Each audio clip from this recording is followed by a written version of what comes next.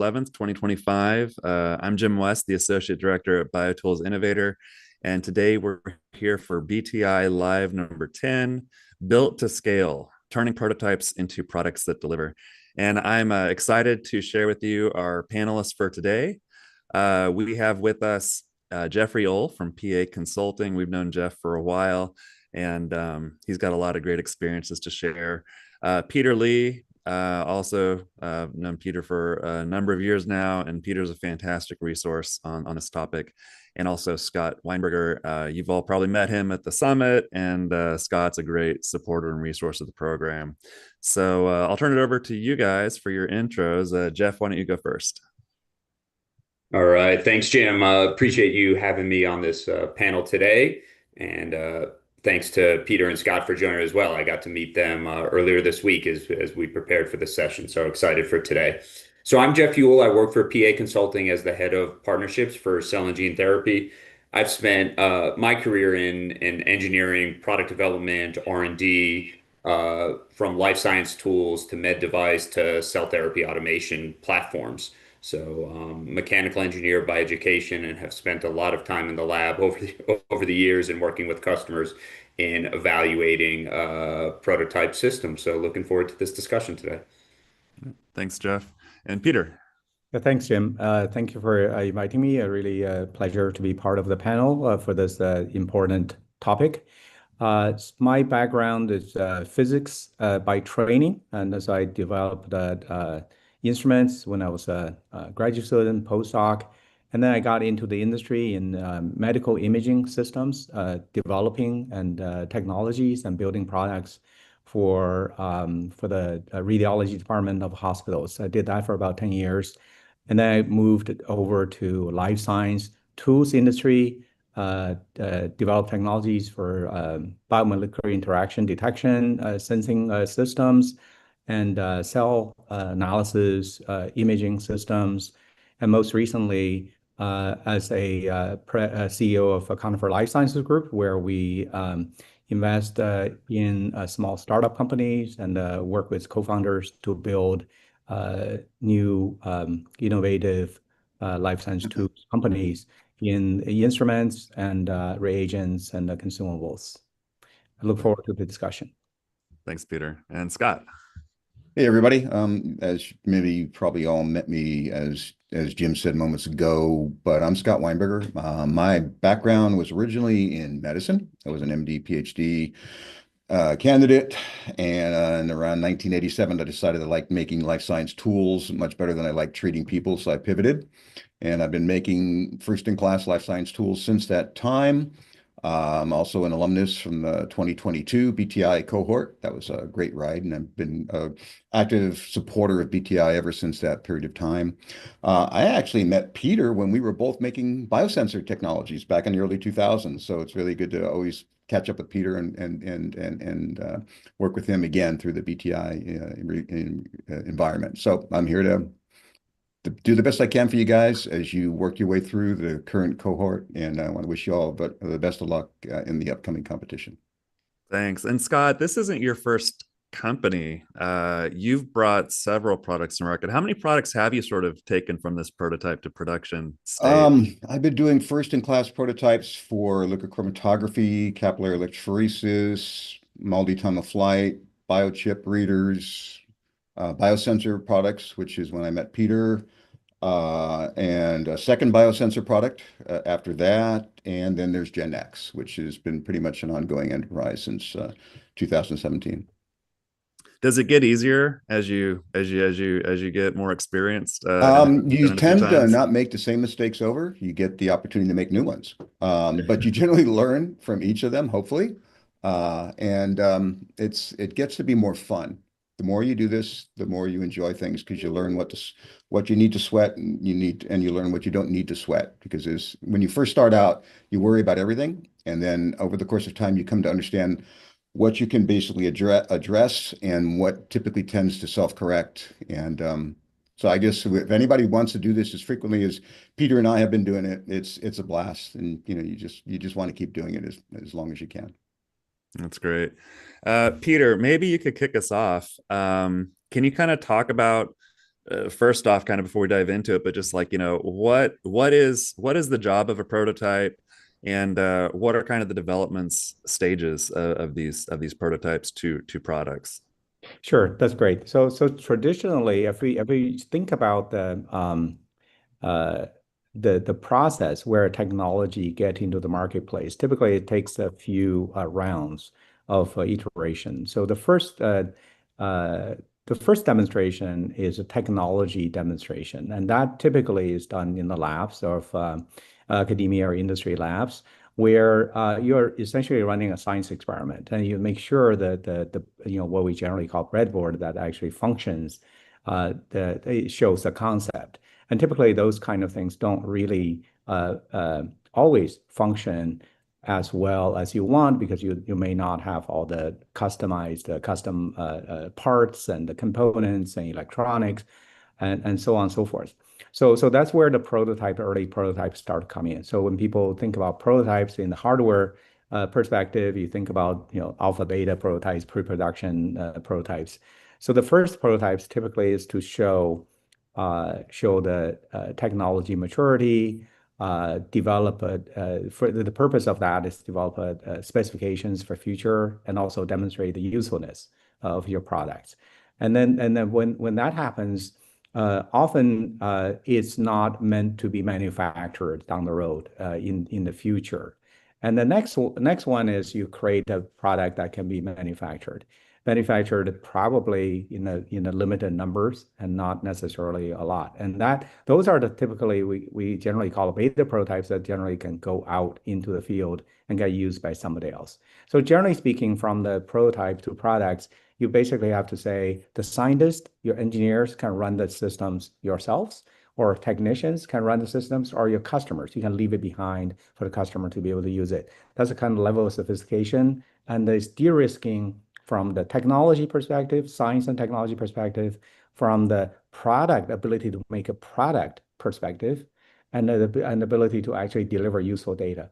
And so along this journey, before you go into production, you want to be able to demonstrate the technology solid, product solid, you can service it, and the data is useful, and people spend money to buy it.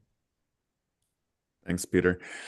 Do You mentioned specifications earlier, and Jeff, maybe you could talk about that, because how do specifications sort of enter the process? Are they all known up front? Do you develop them in different stages? And then Jeff, you guys help kind of develop these as well. What's your take on that, and how do you sort of integrate the specifications into the product? Yeah, I think the specifications, or even before that, the design requirements kind of evolve as you're moving through this prototyping stage. And often, in the biotool space, we're looking at complex systems, often with a single-use consumable, a piece of electromechanical hardware, a software element, right? So those different elements of the system might be evolving at different speeds, right? So when you look at the technology readiness level for each of those elements, you might be more advanced in one space or the other, right? And part of what the prototyping effort will be is how do you continue to advance the technology readiness level of each of those subsystems as well as the integrated system. So it should be helping you make progress towards finalizing specifications, but also making sure what you're putting together is aligning with your design requirements.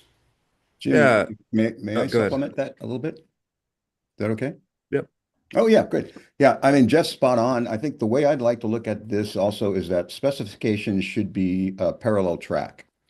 And so you should have what I refer to as the internal reference specifications, which are the specifications which are important to your research and development program.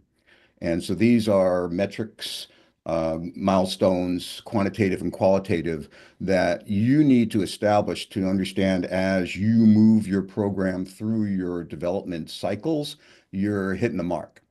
And then there's a parallel set of specifications, which are sort of the external reference specifications. These are the specifications which are pertinent to your user in the market. So these ultimately are the specifications that you would ultimately put in your literature, in your Marcom communications when people start looking at what the device is capable of doing. And they're also the specifications that you ultimately need to meet and demonstrate so that you can receive payment on the fulfillment of an order. And so I think when you go through this process, it's good to basically keep this parallel track, because the internal reference is basically really much driven, as Peter said, by your engineers and your scientists, and your external reference is going to be pretty much driven by the voice of the customer and the market. And so this is something that I'd like to evolve consistently as we go through the product development cycle. Right. That's great. Jeff, on you mentioned technology readiness level. I have an assumption that most people know what that means, but maybe could you just quickly sort of describe what you mean with technology readiness level and how that sort of impacts your design process decisions? Yeah. So, right, I'm not the best versed on the details of the levels, right? But it's kind of this 10 level process that's evolved from, I believe, aerospace It was development NASA, I think, and made it some of the work originally. with NASA, right? And trying to understand how mature your technology is. So I think one of the things we'll talk about as a group today is kind of being intentional with your prototyping strategy, right? So that you can understand how you're going to help advance your technology readiness level of the components and of the system. But it is a standard set of nomenclature that you can use to kind of assign to where you currently are, but help you with that vision to how to progress along technology readiness level, getting you to a commercializable system. So you see the prototype as sort of being at stages of TRL. So it's not just like one thing. It's a prototype at different phases of that progression. Yeah, yeah. And you might have, like I said, some of your subsystems at varying levels of technology readiness. And those might align with your core competencies where you need to invest more resources. That might be where you need to add to your team to help advance the TRL because you need a specific skill set that you don't have in-house. Maybe you're looking to external partnerships. But at the end of the day, you need to look at your subsystems and then the integrated overall system, and you need to progress far enough to have a commercial ready platform. Okay. So if we go back to the very beginning of a lot of these companies, you're a lab, you've got a lab demonstration, you've got some evidence, maybe a paper, and then hopefully, you've got that proof of concept unit product, something that sort of just proves that it works at some level. How this is a question kind of from the cohort, but how do you sort of prove commercial feasibility once you've got that proof of concept? What do investors and customers need to see to be able to start using this early unit? um Peter, do Maybe you want I to take can that one? jump in, Yeah. Jim. So the usefulness of the technology can really only be demonstrated by the users using it for something, right? So part of the prototyping process is also fine-tuning the application area where the product is useful for. So often that I have my experience that the technologies when they first develop they can do they tend to have a potential of doing a lot of applications. And so if you try to go after all the applications, what you're gonna end up with, gonna compete with a lot of the existing ways of doing the measurements or processes, and there's a different way of people doing things. So the prototyping process is to narrow down maybe from 10, 20 applications to maybe to three, maybe to one, where you have the ability to demonstrate all the way through to the user being able to use it. So if you have a lab demonstration and you talk to people and say, yeah, it could be used for this and this and this, the really important part, I think that's related to the question that Jimmy are asking, really is to find the first 5, 10 people who will use this for something that is really important to them. And that's how you know that you can have the potential to create a product that can be adopted in the marketplace. And so the reason that this prototyping process is so important is that at the beginning, you may not know what all the requirement, the design requirement, the customer requirements are until you actually truly understand the customer's workflow and their truly needs, why they really needed to use your product.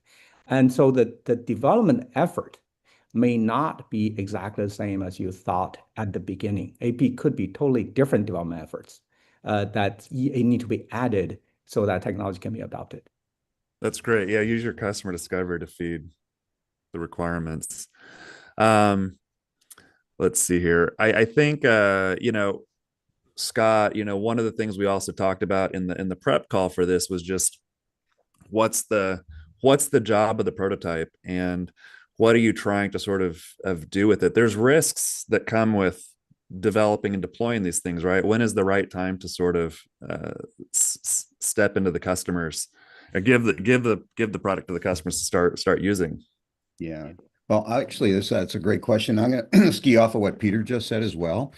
And that is the shortest distance between 2 points as you move your company down the road is never a straight line. Okay, so you need to ensure, I'll get to that question just in a second. You need to ensure that you're not basically selling a Swiss Army knife, because customers will get confused and your investors will basically demand that you focus on something, because you need to have a beachhead.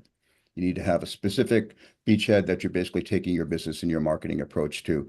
And the technology development on your instrumentation needs to run in parallel with your business development in terms of where you're going with your market. What applications, what key pains are you going to address?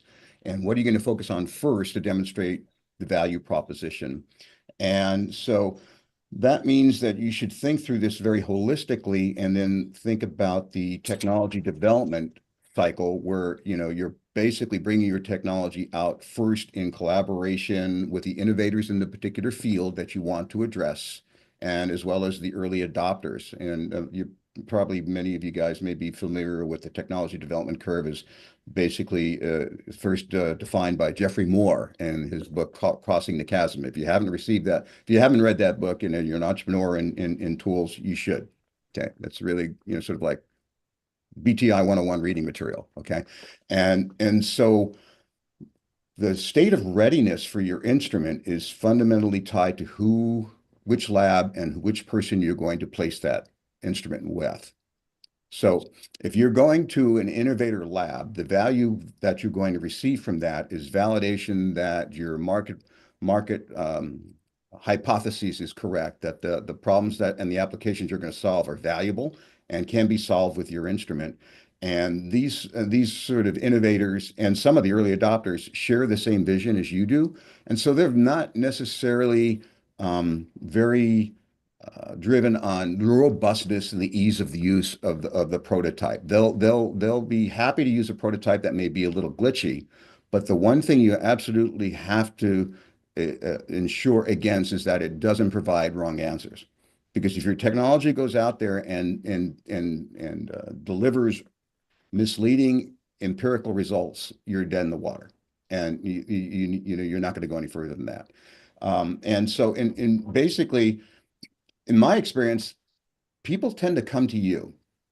And so if you get your company ready to go and you create some market excitation by going to scientific meetings with the early adopters and innovators attend, and you market test your business thesis and you showcase your early stage technology, they'll come to you. And when they come to you, that's when you have this opportunity to engage them, and then ultimately work this cycle down the road so you can determine when your system is ready to go and how you're going to place that into these particular labs, and ideally make this into a money generating event for your early stage company. Yeah, that's the goal at the end of the day, right? Yep, absolutely. This early active work that you're doing, you should be charging money for it. And if you're working with the right people, they're willing to pay you.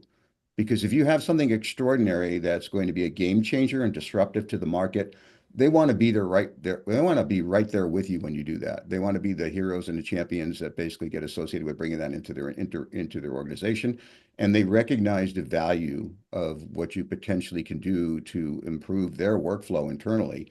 and therefore it has a value to it. If you're working with somebody who wants you to place the instrument in their lab and give them support, and and they're not willing to write you a check, you're probably working with the wrong person. Yeah, that's a good point. I've always felt like if they're not willing to pay anything for it, then they're not going to actually like use it or help you or care enough to actually get anything done with That's it. right. Yeah. Yeah, I think what we were talking about in that vein is kind of where the value is being created through an early adopter program, or really any prototype evaluation step that you're doing with a customer, right?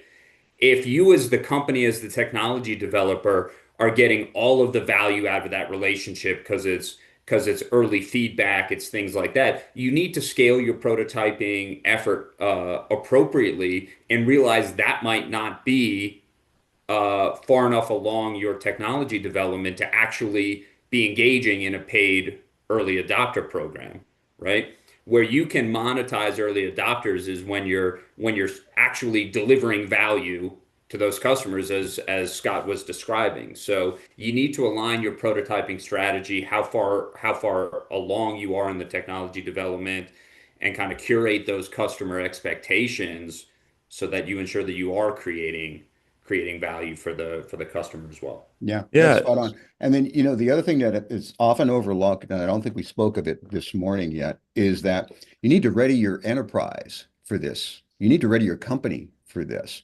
So the prototyping process can can be, highly focused upon just getting the hardware ready, just getting the software ready. You need to get your process and your organization ready to do this as well. So, as you advance your instrumentation early stages, the founders are putting them together and testing them. We've all done that, right? Right, Peter? We've all put these instruments together and got the first ones to run. And ultimately, at some point in time, when you bring these things out, and you want to put out one or two or three of these things, and you've got one or two or three early access programs, paid early access programs at key clients, you need to have the rest of your organization ready to support that. Mhm. And so you've got to prototype your business enterprise along with the technology and evolve it as the technology evolves. The rest of the business needs to be ready to support it in Yeah, concert Scott, with I that like that because evolution. I think it speaks to how you present yourself as a company, right? Right, It's right. it's very different when the VP of R&D shows up to assemble the prototype on site versus somebody who's in a field technician, a field engineering role, right? And both can be appropriate depending on the stage of your technology and the experience you're creating for your customers. But I think for me, it's really the intentionality in that process. What's the message you want to convey? Is it one of we've got our chief product designer involved because they need to learn? Or are you presenting that you're more of a mature company? You've established some of the processes that Scott's talking about, the structure to support customers. It's really how do you want to be presenting yourself externally? But another thing that if I can just add a dimension that has not been talked about yet today is the intent of using the purpose of using the stage as a demonstration for future investment. And this is not just for um, the future investors, but for entrepreneurs who are in it already. You're investing your energy and life in this already. So the question is how do you use your prototyping process and to get the economics and the market potential wrapped into that exercise. So at the far end, the end point of the prototyping process, you're much more solid in terms of thinking about business. And the part that Scott mentioned is the whole get a whole enterprise ready. It has to do with understanding the customer expectations and how much service you may need to be required, how much is that is opportunity, how much of that is the cost. Those considerations come through when you do the prototyping process. So just keep that in mind. It's not just to write a white paper or write a spec and get that kind of thing. So there's a lot of the enterprise level, investment level considerations. I think that's going to come out of this if you run this successfully. Yeah. Peter or Jeff, I'm kind of curious. Have you seen, I mean, have you personally seen and witnessed sort of companies that are disconnected between the prototype, product development, and the business model and that thesis, and like maybe building the wrong product or the wrong business model tied into it? Is that a common mistake?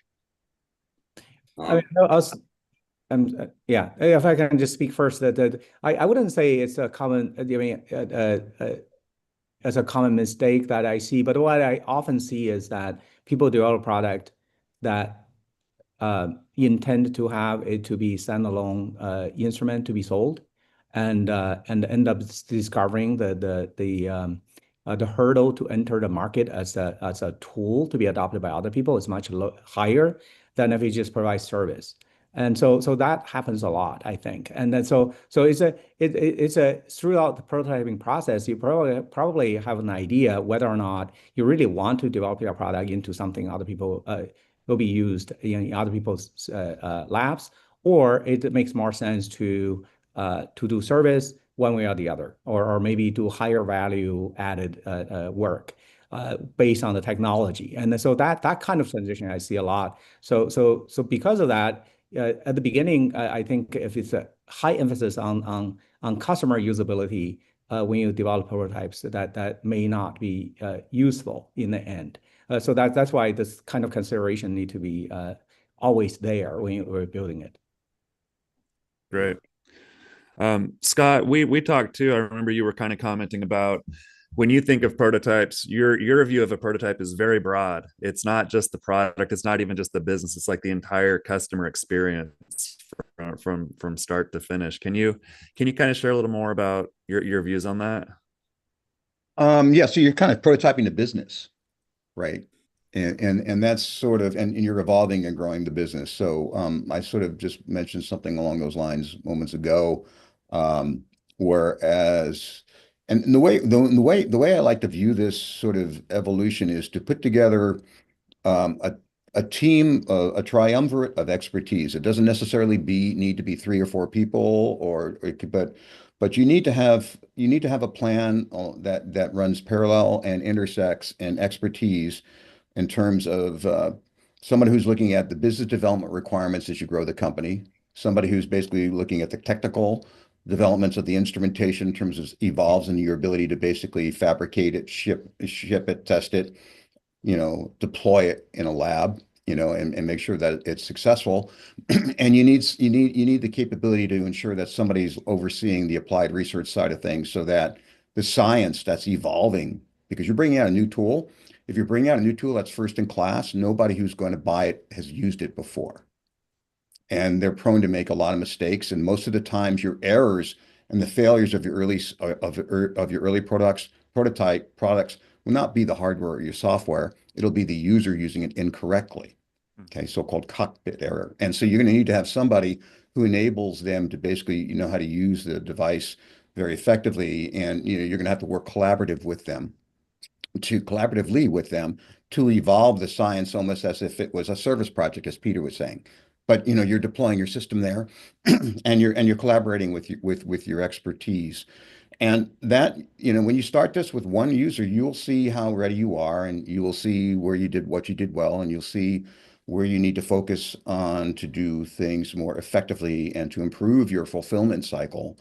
And so it's if you've never done it before, it's prototyping yourself to get ready to do that. It's prototyping your instrumentation to get ready to leave the nest, your software get ready to leave the nest, and your people and your processes to enable you to support your customers so that they can succeed. At the end of the day, if your customer doesn't win with your prototype, your business his value proposition goes nowhere. And that's the overarching goal. You learn from this as much as you can, and you try to ensure that your customer has a real win with this early access prototype. And Jim, if I may, there's one other thing that I would like to say, if that's okay with you. Sure. And that's to ski off of what Peter said. And Peter's really right. Sometimes basically people put instruments in the field and they should have a service business in lieu of that. I would suggest that early stage companies should consider that the instrument versus the service issue is not a mutually exclusive decision. And what I found to be a very successful way to go forward is to start out with the service arm first, because your prototypes are amenable to generating revenue for you because you keep them in-house. And if they're quirky and you know how to use them, and you don't have to do all the things I just mentioned moments ago to make somebody else successful in using your early stage and first in class technology, you know how to use it. And that does multiple things. One, it generates revenue so you can make, which helps you to defray your operational costs. And secondarily, it provides you with market feedback that you're never going to get, because you're working with the customer straight away. So you get a direct market study, and you understand where the technology works well and where your solutions work well and where it doesn't work all that well. And thirdly, it basically provides you with insight as to what you need to do to get this product to get ready to leave the nest. And there's one other benefit which I mentioned, is that for people who want to buy capital equipment uh, for a new technology that's never been deployed before, you need to address the inherent uncertainty and fear that they're going to have, because it seems to be a really risky scenario for them, and to go to bat and say, I want several $100,000 to buy this device. Okay, early on from an early stage company. And if you provide your client with success through the service arm, then you not only get them postured and ready to be successful when they integrate your technology and products, but you de-risk the capital equipment investment because you demonstrated that it can be successfully deployed and generated value for the client.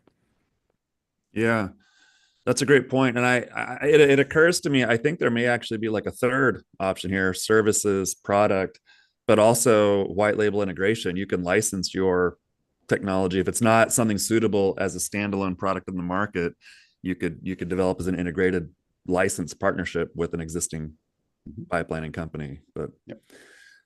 Jeff, I would love to come to you and just kind of like move on to how do we, how do companies sort of recruit early KOLs? How do they kind of get that data to feed into the pipeline? The market outreach. How do they get the word out? How do they sort of get this process started? Yeah.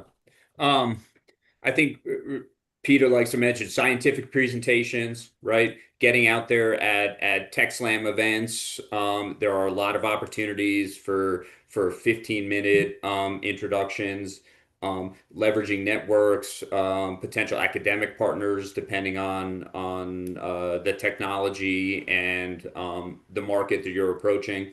But again, finding the right people whose interests, ability to invest and support align with where you how much progress you've made in your technology development. And do you guys, I mean, feeding into sort of those customer spec, kind of circling back there, but do you guys develop personas, profiles, anything like that with the prospective end user? Yeah, so I think an important part of the journey is kind of this whole customer experience mapping, and that's going to vary for different personas and understanding their buying journey, right? If you're developing a product for, say, to slot into GMP manufacturing, you need to understand how customers bring that technology into their business, understand it from a characterization, process development perspective, demonstrating equivalency to current process, transferring it between PD folks and MSAT, getting to CMC, right?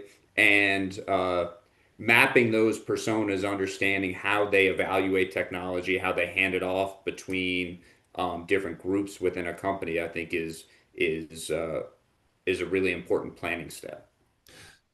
Yeah, and I think on those specifications of deployment, we also, how do you know when the prototype's successful or not? How do you put in place metrics to know when you're doing it right or doing it wrong? How do you guys think about that? Yeah, I think there needs to be a study plan that's established ahead of any prototype deployment.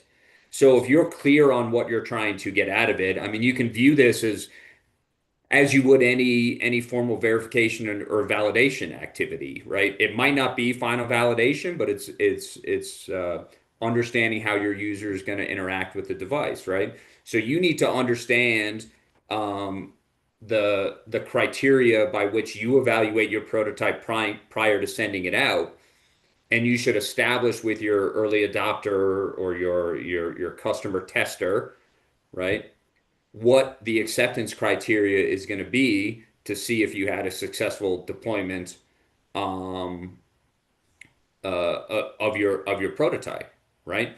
So that could be, scientific measures. It could be equivalency studies to an existing piece of equipment that they're using. But that, in my mind, is a key way to align expectations between you as the technology developer and your customer, so that you can jointly understand if it was a successful deployment. Yeah, Peter. The prototype development to final form product is a process, and so depending on the part of the process, I think where you are, I think the emphasis may be a little different. As at the beginning, you're trying to show yourself demonstration of technology and the value of your data. In the end, you're trying to make it easy for customer to buy, to use, and so it's a little, there's a whole spectrum of things.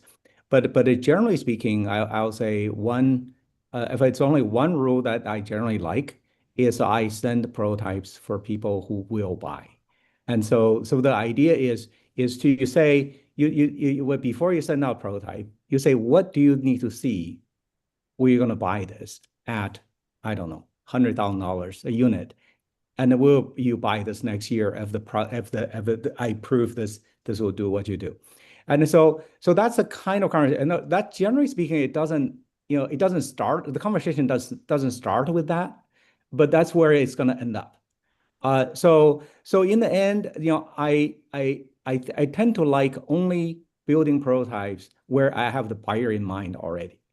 And so maybe you don't have a lot, but at least you have five. And you got a few people who are willing to put you in on the budget if this works. They're gonna put in the grant if this works. That level of I would say preparation, I think, is necessary. I think if you just for them to go in and write a paper in academia, or just to kick tires in the industry, that may be a wasteful opportunity. Yeah, I mean, Peter, that's an interesting point, but at least some of the KOLs I know, they're not always excited about paying. They're like, well, I'm going to do research. I'm going to give you a publication. Are those, do you have strategies for that, or is it fair trade? I think publication is fantastic. And for companies that at the early stage, I strongly encourage people to put the instrument out there for publications, even if you're going to get paid. Scott will like everything paid, but sometimes it depends on what's more important. I mean, it's important. What's important is for you to show a new technology can deliver the value, that the data that people may want, versus the where people actually will purchase the product. So there's a two kind. That's why I'm saying there's a multiple stages in this prototyping. It depends on what's really your bottleneck. What's your bottleneck to get the technology established and adopted. And so that's the prototyping process is part of the work to get that that concept through from science to something that people can buy and use. Yeah, I Jeff, you have think anything from a to add? KOL perspective, they can be a great um, tester from when you look at those buying personas, right? Those customer personas and what their buying journey is. If they need data that's going to come from academics to help convince them that they need to become a consumer of your technology or your solution, then those types of partnerships can really move you along that path. Data for the sake of data without some commercial aim um, is fun. People love science, but it doesn't always uh, pay the bills, and it doesn't make for a successful private venture. Yeah, No, that's a good point. I've seen companies out there that develop a new way to measure something and they put it out there, and people are like, yes, I can get a new measurement, but I don't know what this means for my product or my downstream research either. So what's the point? So having that in mind is really important. Okay, Jeff, I want to kick this back to you, and maybe you can start us off because a lot of our companies in this early stage, they're planning out their future product development pipelines and their capabilities and capacities. What can you kind of talk about some of the trade-offs between working internally and externally? What kind of expertise do you definitely want to sort of have or keep in house? What do you want to sort of look at outsourcing? Because unless you're able to sort of get that, a nice size seed round, you're not going to probably have the capital to hire an entire team to do this for the next 2 or 3 years, getting the product moving forward. Yeah, yeah. I I think it really needs to start with kind of what your aspirations are for you building a business, right? And really thinking about kind of what you need to do to achieve those commercial models. Some people and some companies aspire to grow their engineering ranks and build out an engineering team because that's going to be a valuable long-term investment. For others, that's not the case. So I think it really comes down to identifying your core competencies, right? And how that fits in with your technology, right? And that should be very highly aligned. But there's a strategic element to partnering which requires upfront thought, not reaction to, oh my God, I can't solve this problem. Let me go find a partner, right? So I think companies are most successful when they've done that work. And I think this is true for startups and large, Fortune 500 companies as well, because you can't always do everything. But until you sat down, identified your core competencies, or identified gaps in your core competencies that you need to go out, recruit for, hire, and develop that talent. But there are certain elements where strategically you should say, this is a good place for me to partner because it's outside of my core IP, right? It's a skill set I'm only going to need in for sporadic times throughout the development life cycle. So really looking at that from a resourcing perspective can be really helpful. But it's really, writing it down on paper, having those conversations with the team. Scott, what's your thoughts and strategies? Well, I think it's a lot like what Jeff said. You need to understand you need to be brutally honest about yourself and your team, what you can do and what you can't do. And you also need to understand where you want to go, otherwise you're never going to get there. So you have to look at your business plan and understand ultimately how you want to build value and monetize your business. Is that means you're going to be growing and you're going to be selling this specifically to a strategic? Are you going to grow this and sell this specifically to a PE firm? Or are you going to sell this or grow this thing up and look for, and look for the growing a monster out, and because that's what your dreams are. And so each and every one of those pathways demands you to think differently. In terms of partnering with contract firms to provide you with core competencies which are critical to your path forward, there's a word of advice, and that is nobody will ever work as diligently and as loyally and as fervently towards your cause as you and your team will. Anybody that you're going to basically partner with is they're going to take you on as another client. They'll give you a project manager, and there's a plurality of projects that they're going to be running over the course of time, and yours will be one of them. Okay. So there's some trepidation associated with that. But as Jeff said, if you don't have the core competency, that's another issue. And then I would stress the importance for you to look at your team and understand that your team is going to evolve as your business does. So the people that you hire early on to get you from 0 to 1 are not the ones that are going to get you from 1 and beyond. And that's okay. And because there are people who are really good at innovating, there's people who are really good at bringing something from the whiteboard or the tablet to reality. And then there are people who are really good to growing and growing the organization out and scaling process and ensuring that you have a quality fulfillment cycle. And they're not the same. They're just not the same. And so you have to think about not just evolving your organization and evolving your technology, but you have to think about how you want to evolve your team. And it's okay that if some people basically work with you for the first 3 or 4 or 5 years and no longer there, that's okay. And they'll understand that. You just need to basically put together the appropriate packages with them so that it's a worthwhile endeavor for them, so they go to the mats for you. Okay. So I think it's really a very holistic issue that needs to be considered when you map this out and you figure out, what do you want to develop internally? I can tell you from making tools, and I've been making instruments for many, many years. I know how to make instruments. Peter knows how to make instruments. We were very unlikely to outsource critical component development on instrumentation because nobody can do it better than we can. Okay. If you don't, if you're not, if you're coming in from an applied side of things, you want to make a consumable or you've got an assay that you want to scale, you don't know how to make instruments, that's a different situation entirely. And so you may have to think about whether or not you want to outsource that, or do you want to basically go find somebody who you trust and put them on in your early team, so that you guys are going, so that you are working with your early team through all the trials and tribulations and winning all the battles that you need to win in the early stages of your startup. Yeah. Peter, any other thoughts there? I'm just gonna go off what Jeff Scott already said. I think one thing I want to add is the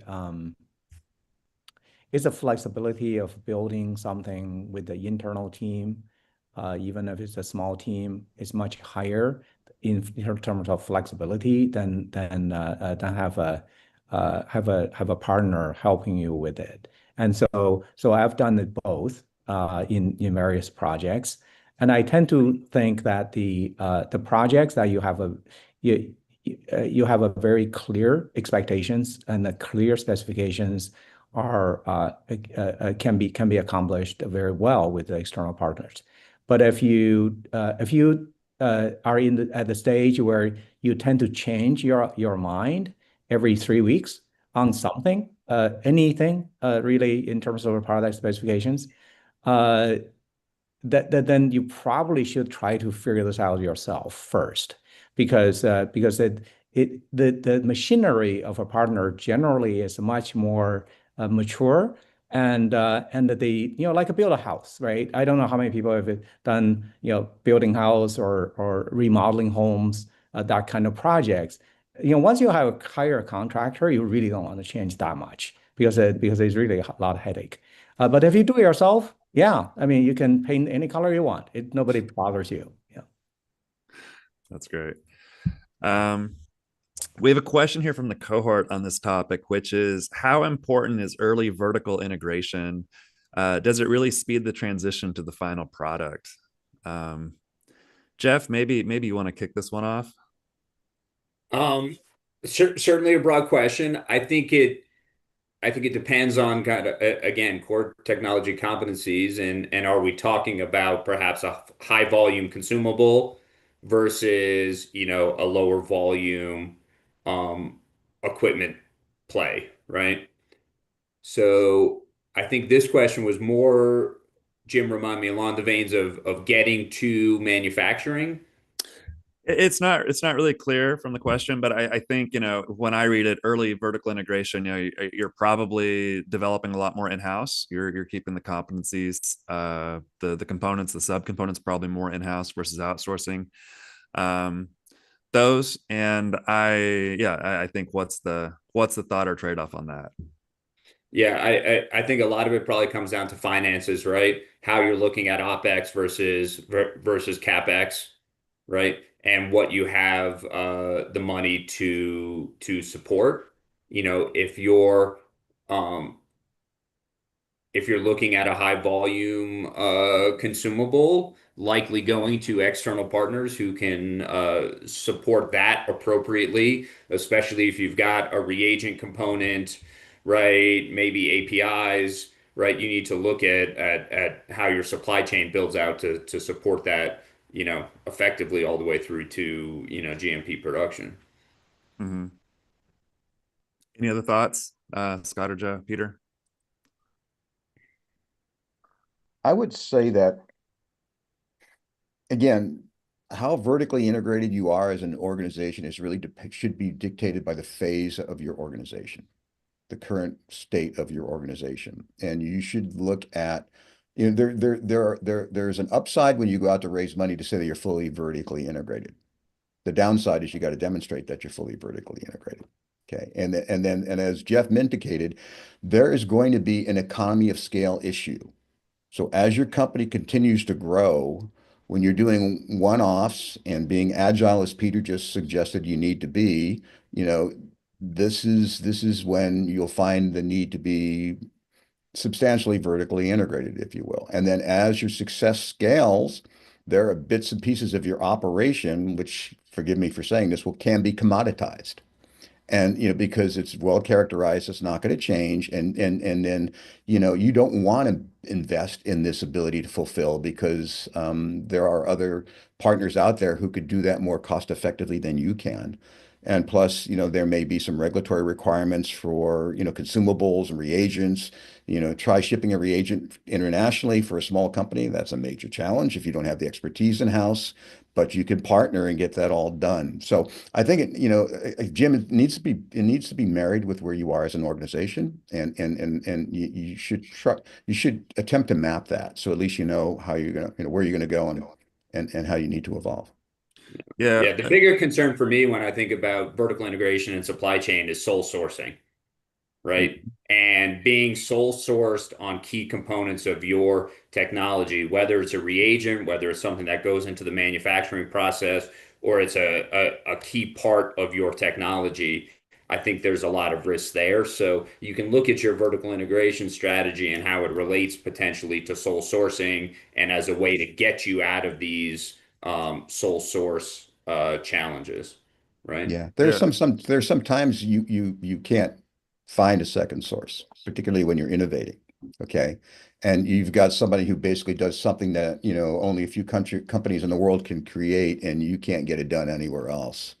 Um, but you're absolutely right, Jeff. I mean, at early stage on, your sole source risk is small potatoes compared to everything else you're looking at as a company. And then as your company continues to grow, then your sole source risk basically goes to your ability to fulfill orders, right? And then ultimately you need to address all those risks. One of the things that I'm not saying this is right for everybody, but one of the things I've done before when I found myself in that position, and it's time to scale, is I had the principals of the organization I was sole sourcing with invest in our company. Okay. And when they do that, they become married to you. And they're very unlikely to want to basically hold you for ransom under those circumstances. And at the end of the day, if their business fails, it's out of your control, right? But that's one of the ways to mitigate the risk. So put yourself in a shotgun wedding situation. I think if I want to add a little bit on this point is keep in mind again like what you're trying to the early stage. I'm talking still from product to the prototype to product stage. What's your core competency, what's your strength, what you're trying to prove, because at this stage it's really what you're trying to achieve is really important. And because of that, I will say focus on the things that you must do yourself, and then try to find the best people, if it's possible, if it's outside and whatever other companies, to actually do what they're doing the best, instead of trying to be best at everything. If you do instrument platforms, you're gonna have the hardware, you're gonna have software, you're gonna electrical, you're gonna optical, and often, and you're gonna have consumables, and you're gonna have high volume consumables. You're going to have reagents, you're going to have chemistry. So by the time all this stuff was set up, and it's very, very high demand for a small group of people to be able to do all that. And so you almost by necessity try to go, be resourceful, get all the help you can get, and find the people. I generally talk to people. I say, "What's your sweet spot?" Like somebody's like a service organization and consulting organization. It's like, "What's your sweet spot? Is this really? Am I really in your sweet spot?" And if I'm not in your sweet spot, chances are I'm not that important. And so find people that where your business is important to them, so that you can be a partner and for mutual benefit.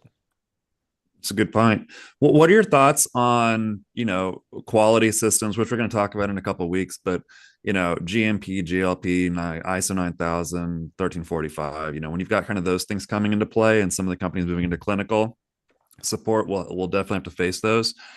Is that something you guys would look at sort of trying to develop in-house, or would you just say, you know what, it's just better to kind of put that with a qualified contract manufacturing organization? How do you think through that? Well, it depends on what your product is, right? And what the requirements are, obviously. Sorry for stating that, but you also have to consider how much inertia you need to pile on your process, and that's dependent upon where you are as an organization. Okay. So don't constrain yourself at those requirements too soon, because they'll bog you down and they won't allow you to be, really flexible, and they won't allow you to turn on a dime because you need to at that particular point in time. If they are invariably required for you to enter that market, then you need to put a strategy in place. And one of the things I endeavor to do is to basically be ISO-esque from the very beginning. We're not certified, but you understand the underpinning requirements so that you can then go through the process with the least amount of pain, and you can put in at least quality control requirements internally, so that you don't tie your shoelaces together and get tripped up, right? And then ultimately, at one point in time, when it becomes a critical barrier to entry, then you got to find the right partner and just outsource it. And if you've got your house in order, it should be a comparatively painless, although a very protractive and somewhat costly process. But it's a barrier to entry, and you've got to cross it. Yeah. But Peter, what was your strategies? I think that like what Scott said, you start uh, your product development process with essentially a quality management system in mind already. So if we if as a startup entrepreneur, if you have no experience in that area, I think spend a few days, educate yourself, and get the right people to tell you what it is.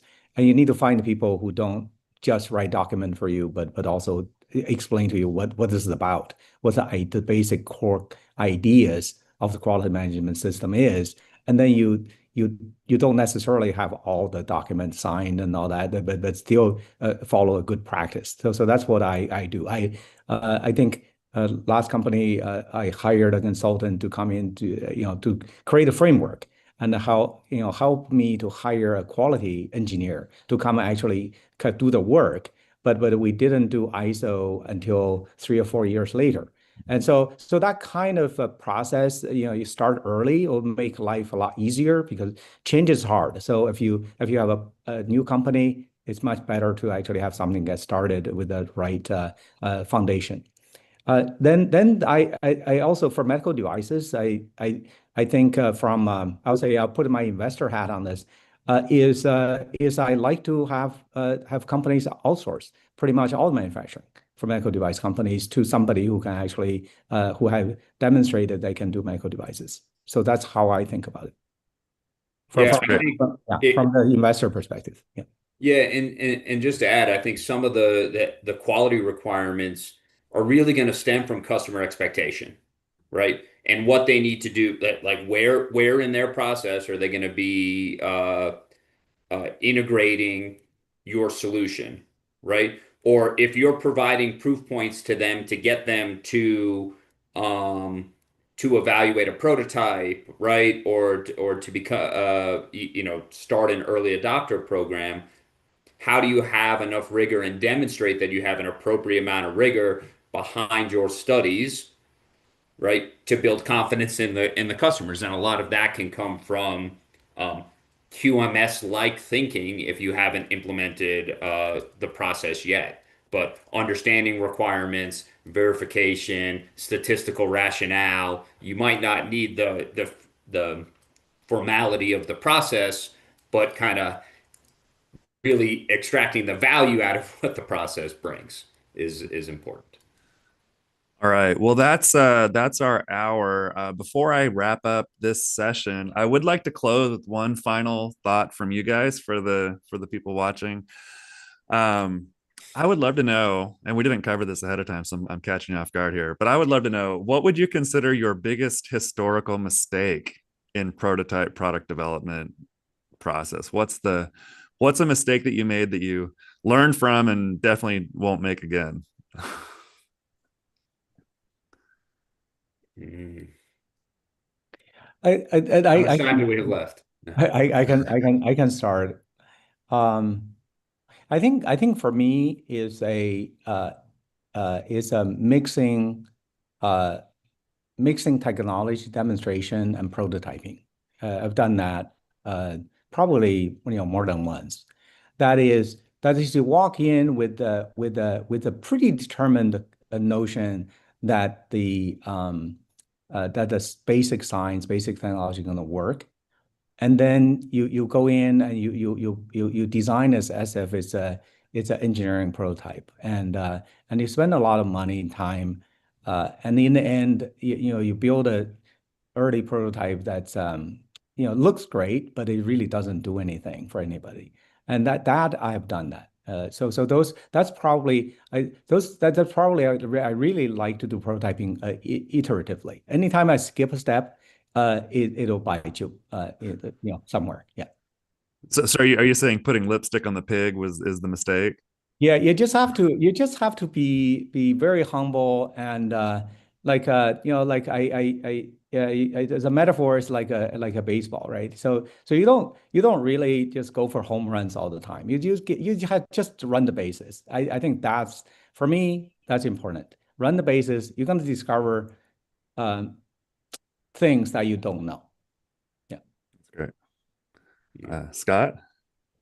I think Peter's spot on.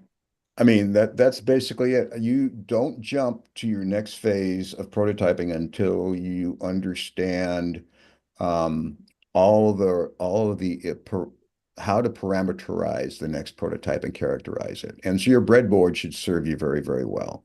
And the other thing that you need to do, and entrepreneurs do this sometimes, particularly when they're really spiritually driven to be very successful, is to understand what your failures are telling you, right? Early stage prototyping on prototype, I've seen this, and that's why I walked away from a deal. Early stage prototyping on technology demonstrators, if the technology demonstrator, at a graduate student level or even in your own lab, is providing you the right answer, 7 out of 10 times, then or 6 out of 10 times, and you can attribute the failure mode to insufficient robustness in the platform and the experiment. Okay. And then and then but you need to understand why. I've also seen the other side of the equation when not necessarily all the information was provided to you, but ultimately when the answer, when the technology demonstrator demonstrates like 3 to 4 times out of 10 trials you get the right answer, and then 6 to 7 times, out of 10 you don't. And the problem is that that information gets filtered somewhere down the line because a graduate student is working on it, or it's coming from an academic lab, and it could be a really prestigious academic lab, but those failures don't make their way up to the PI. Okay. Hmm. And so it's really then it's no longer science, it becomes religion because you have to believe that it's going to work. Okay. And so I think early on I would basically advise people to look at how robustly your prototypes are performing and delivering data to you reliably. And it's one thing to really believe in your company and your team. It's another thing to analytically, look at the data and make sure that your wants and your drive are not embellishing the way you're looking at the results. Awesome. Jeff, you want to bring us home? Yeah, so I'd go back to a big R&D effort at a life science startup early in my career. And I think the biggest challenge I had there and the team had there was sort of missing the forest for the trees in pushing for, 10x improvement in a sensing technology when we really needed to step back and understand what we were trying to measure. And in fact, it was the orthogonal measurement techniques that we were using to try to prove our primary measurement system was working at this highest resolution that led us to realize the orthogonal technique was really the way to be going to make a product that was going to impact customers. But we, as a company, had started the technology journey on that first technology. So it was kind of that tunnel vision of let's make this better, let's make this better. And improving the technology was a way to overcome challenges in the broader system. And that was probably a lot of other people's money and a lot of time until we got on track. But that's part of R&D, right? Excellent stories. Thank you. All right. Well, that concludes the live stream portion of our webinar. Let's give our panelists a round of applause. Thank you for your time and suggestions here, but stay on the line. We'll continue in our post follow